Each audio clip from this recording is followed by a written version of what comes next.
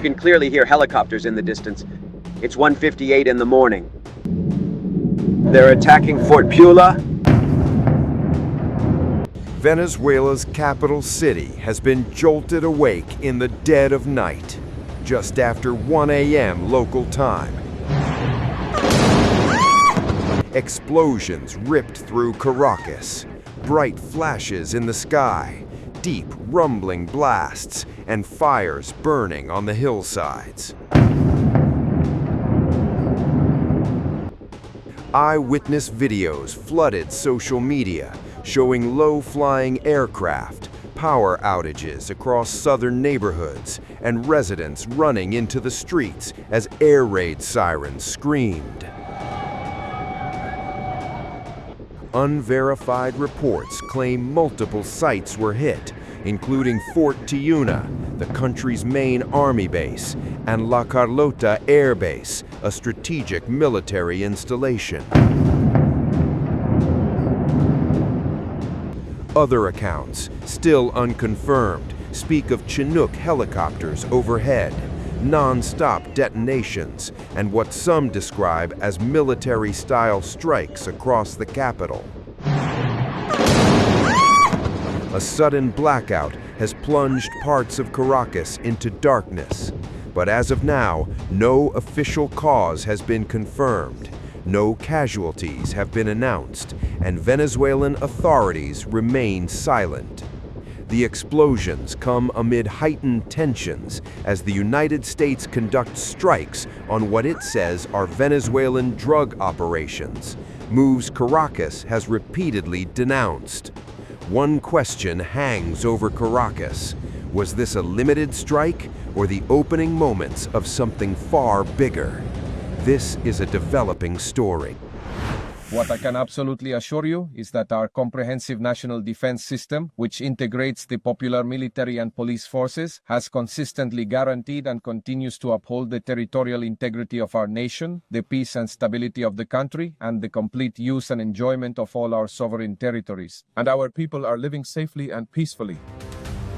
Did the United States secretly strike inside Venezuelan territory? Did CIA drones blast a port used by drug cartels? And did Washington just open a new covert front in its shadow war on narco-terrorism? Well, Venezuelan President Nicolas Maduro did not give a clear and direct answer to these questions. Maduro is now breaking his silence, but is neither confirming nor denying the CIA's attack on the Venezuelan port targeting drug cartels last week. U.S. top spy agency had reportedly struck a docking area using drones. According to two people familiar with details of the operation, the targeted area was believed to have been used by Venezuelan drug cartels. It was the first known direct operation on Venezuelan soil since the boat strikes began in September last year. The drone attack significantly escalated the administration's pressure campaign on Maduro, who has been charged with narco-terrorism in the U.S. Mr. President, have you or anyone in your administration talked to Maduro recently? Well, I spoke to him. Recently? Pretty recent. Reasonably, but nothing much comes of it, yeah. Mr. President, can you explain the importance? You have to understand what he's done.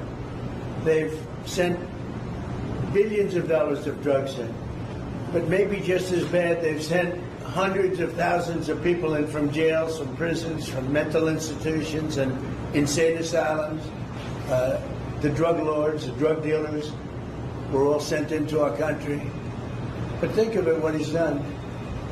Tren de Aragua, probably the worst gang. They cut off people's fingers. One man made a phone call to complain about them. He cut off their hand. They cut off his hand. Don't ever make a phone call again. We'll cut off your hand. After that, we'll kill you, they said. That was in Colorado. I know they sent in all of the bad ones. They sent in some bad people. And that to me was just terrible. And they send in drugs. Now, I will say this.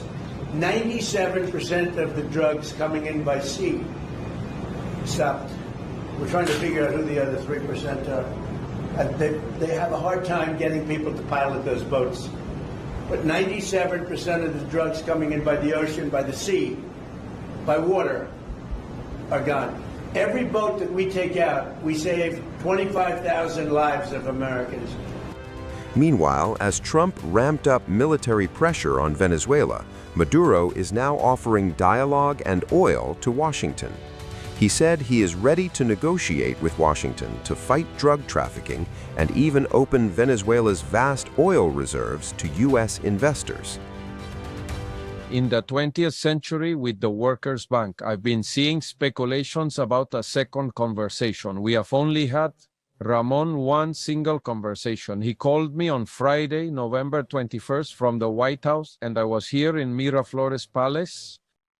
We spoke for about 10 minutes, and it was a conversation, as I've already mentioned, a respectful one. And the United States government knows this because we have told many of their spokespeople that if they want to seriously discuss an agreement to combat drug trafficking, we are ready. If they want Venezuelan oil, Venezuela is ready for American investors, like with Chevron, whenever, wherever, and however they want. What I can absolutely assure you is that our comprehensive national defense system, which integrates the popular military and police forces, has consistently guaranteed and continues to uphold the territorial integrity of our nation, the peace and stability of the country, and the complete use and enjoyment of all our sovereign territories. And our people are living safely and peacefully. In an interview with John Katsamidis on WABC Radio in New York, Trump said the U.S. had knocked out some type of big facility where ships come from. However, the CIA and White House officials declined to shed more light on the strike. Colonel Ali Weisskopf, a spokesperson for Special Operations Command, which oversees U.S. operations in the Caribbean, said in a statement that Special Operations did not support this operation, to include intel support. Meanwhile, U.S. military strikes on Venezuelan drug smuggling boats are only accelerating. On New Year's Eve alone, 5 more boats were destroyed. The total now stands at 35 known strikes, with at least 115 people killed. Trump says the U.S. is now in an armed conflict with drug cartels and that the escalation is necessary to stop narcotics from flowing into America.